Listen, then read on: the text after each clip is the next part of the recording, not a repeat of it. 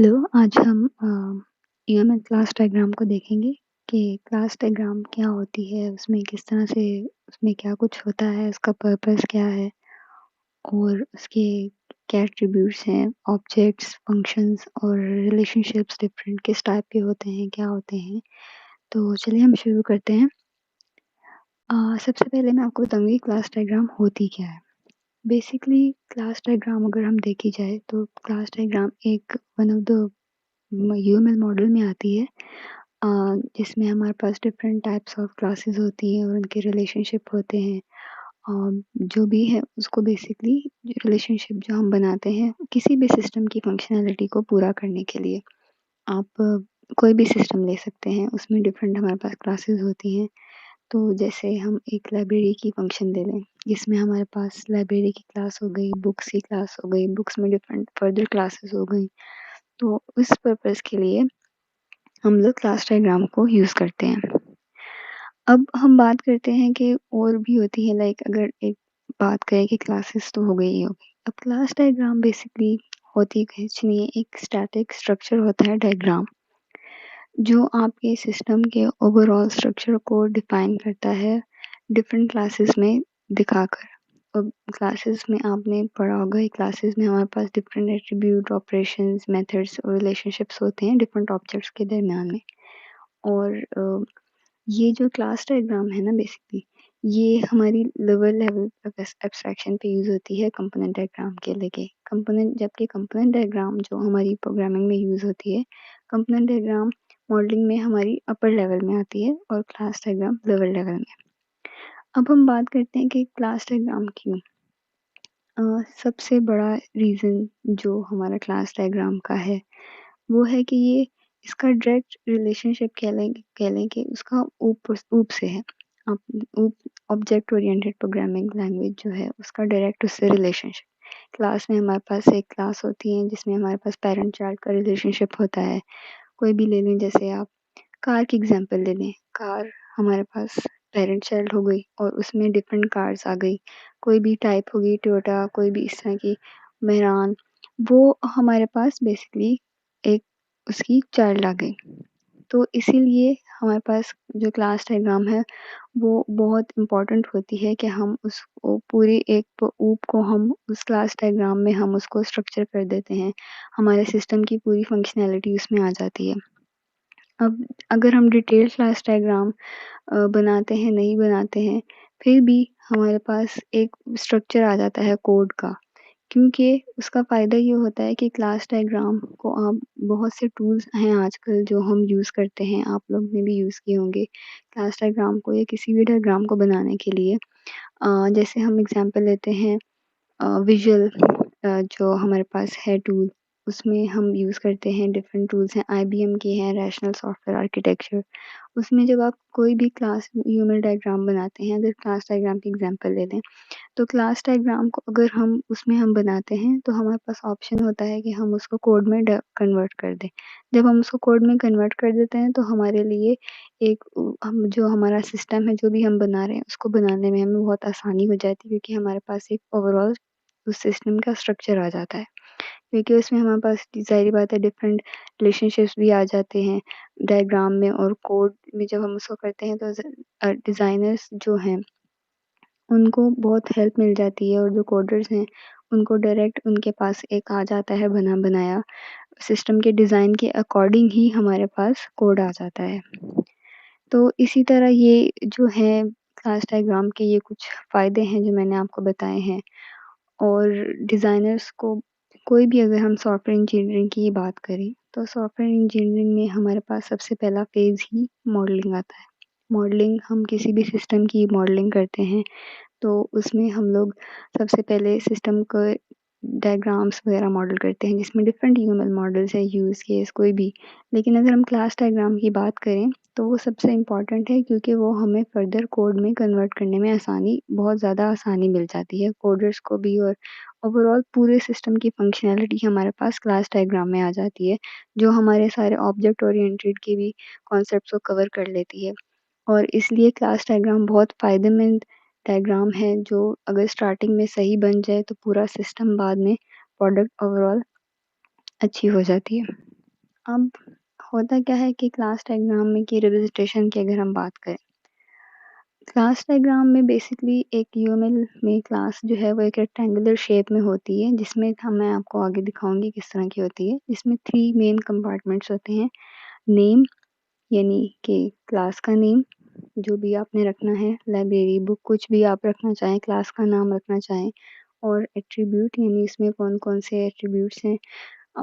Like हमारे पास different type के एट्रीब्यूट्स भी होते हैं, जैसे कि इंट हो गए, फ्लोट हो गए, स्ट्रिंग हो गए, कोई भी इंट ए, बी, सी इस तरह के नाम एट्रीब्यूट्स में आ जाते हैं। और ऑपरेशन में हमारे पास जो मेथड्स और फंक्शन जो हम वो क्लास में डिफाइन करते हैं वो आ सकते हैं। जैसे कि अगर हम एग्जांपल लें, इसमें हमारे पास आ जाती है, अगर कार की एग्जांपल ही ले लें, इंजन स्टार्ट की, ये ऑपरेशन हमारे पास एक आ जाएगा।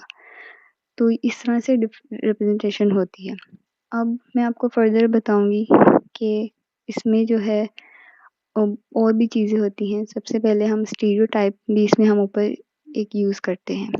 अब सबसे स्टीरियोटाइप जो है वो आपकी जो क्लास डायग्राम है उसकी फंक्शनैलिटी को और एनहांस कर देता है। ये क्लास की नेम के ऊपर शो होता है इस तरह से, जिसमें हम ये कैरेट्स यूज़ किसको कैरेट्स कहते हैं, इस तरह से हम लिखते हैं। इसके अंदर आप कोई भी नाम दे सकते हैं। अगर हमारे पास लाइब्रेरी नाम की क्लास है तो उसका स्टीरियोटाइप हम लाइब्रेरी भी दे सकते हैं। और फर्दर अगर हम बात करें तो हम किसी यूनिवर्सिटी में लाइब्रेरी है तो हम उसको यूनिवर्सिटी दे का स्टीरियोटाइप डिफाइन कर सकते हैं।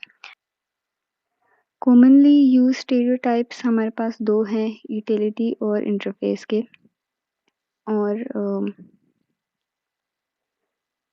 तो इंटरफ़ेस स्टीरियोटाइप जो है वो बेसिकली हमारे पास किसी भी क्लास की सर्विस को स्पेसिफ़ाई करने के लिए यूज़ होता है, जबकि यूटिलिटी स्टीरियोटाइप जो है वो किसी भी क्लास की मॉडल के इंस्टेंस को मतलब उसको मॉडल करने के लिए हमें हमारे पास उसको रिप्रेज़ेंट करने के लिए यूज़ होता है। वो कुछ भी हो सकता है, लाइक वो कोई भी हो सकता है, लाइक स्टैटिक हो सकता है, लाइक एट्रिब्यूट ऑपरेशन किसी भी टाइप का यूटिलिटी स्टीरियोटाइप हो सकता है।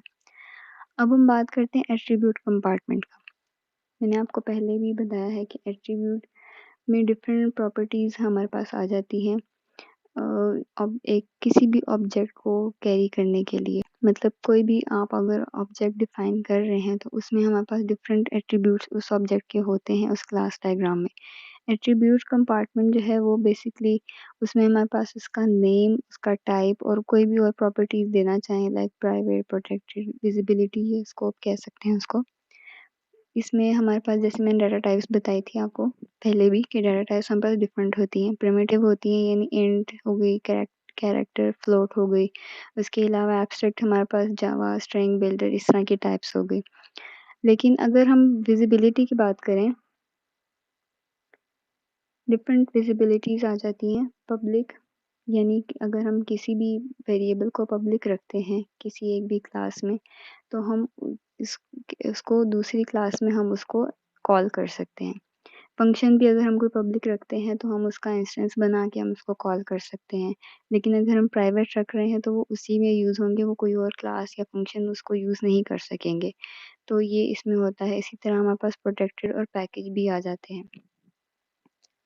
फर्दर अगर मैं बात करूँ तो हमारे पास अ, एट्रीब्यूट के बाद ऑपरेशन कंपार्टमेंट आता है।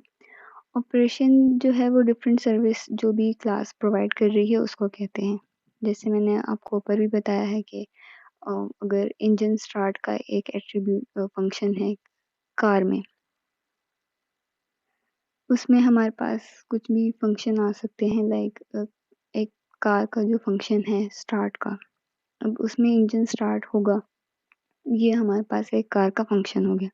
इसमें हमारे पास डिफरेंट चीज़ें आ सकती हैं, लाइक उनका नाम, फंक्शन का नेम जो कि इंजन स्टार्ट हो गया, उसकी रिटर्न टाइप क्या होगी, इंटीजर रखना है, नल, वॉइड रखना है, क्या रखना है, और उसके पैरामीटर्स क्या होंगे। पैरामीटर्स हमारे पास वही जो हमने ऊपर डिफाइन किए थे। इंटीजर टाइप के हो सकते हैं, स्ट्रिंग भी जो कोई भी हो सकते हैं, और अदर प्रॉपर्टीज़ भी आ सकती हैं, विजिबिलिटी और स्कोप वगैरह, यानी एब्स्ट्रैक्ट रखना है, प्राइवेट, पब्लिक, उसको प्रोटेक्टेड, और कौन-सी टाइप उसकी बेसिकली फंक्शन की होनी चाहिए। ये हमारे पास एक अब आप इस पिक्चर में आपको नज़र आ रहा है क्लास रिप्रेजेंटेशन। सबसे ऊपर हमारे पास स्टीरियोटाइप है, फिर क्लास नेम है, फिर हम इसको ये जो प्लस का साइन है इसका मतलब है कि कोई भी पब्लिक एट्रीब्यूट डिफाइन किया है और नीचे हमारे पास मेथड आ रहे हैं। मेथड में हमारे पास प्राइवेट मेथड है यानी इसके साथ माइनस का साइन है, उसमें हम लोग इसी तरह इसको रिप्रेजेंट करते हैं। पैरामीटर्स देते हैं ब्रैकेट्स के अंदर और उनकी टाइप देते हैं और फिर आगे वॉइड यानी रिटर्न टाइप इसकी नल वॉइड है। उसके बाद दूसरे में जैसे प्रोटेक्टेड मेथड है उसमें हमारे पास कोई पैरामीटर नहीं है लेकिन उसकी रिटर्न टाइप हमने इंटीजर दी है। अब हम आते हैं रिलेशनशिप से। क्लास में हमारे पास डिफरेंट टाइप के रिलेशनशिप्स हैं, इतनी मुश्किल नहीं है, मैं आपको वन बाय वन फर्दर समझाऊंगी।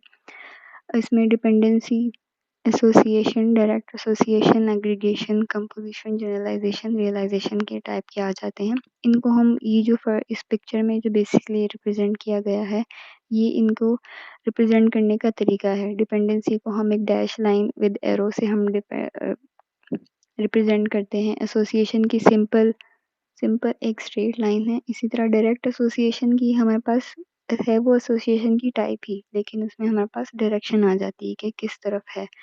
और एग्रीगेशन में हम लोग डायमंड के साथ उसको रिप्रेजेंट करते हैं, मैं फर्दर समझाऊंगी कि क्यों है ऐसा। इसी तरह कंपोजिशन की भी आप देख सकते हैं कि वो डायमंड ब्लैक हो गया, एग्रीगेशन में वो वाइट था। फिर जनरलाइजेशन एक सिंपल रिलेशनशिप होता है किसी भी पेरेंट या चाइल्ड के दरमियान में, और लास्ट हमारे पास रियलाइजेशन है। डिपेंडेंसी और इसका सेम है लेकिन आप एरो में आप फर्क देख रहे होंगे कि एरो डिपेंडेंसी और रियलाइजेशन का डिफरेंट है। अब वन बाय वन मैं आपको समझाऊंगी।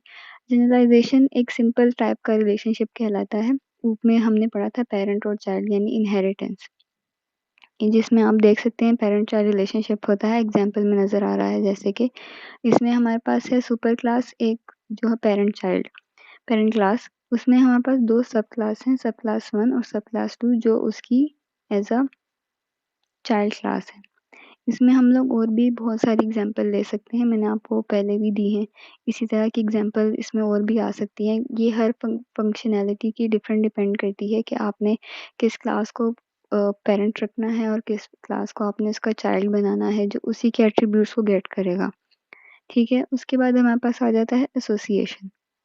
एसोसिएशन भी सिंपल है, कोई भी लॉजिकल रिलेशनशिप हो दो क्लासेस के दरमियान उसको हम एसोसिएशन कहते हैं। जिसमें हमने एग्जांपल ली है पैसेंजर्स और एयरप्लेन की।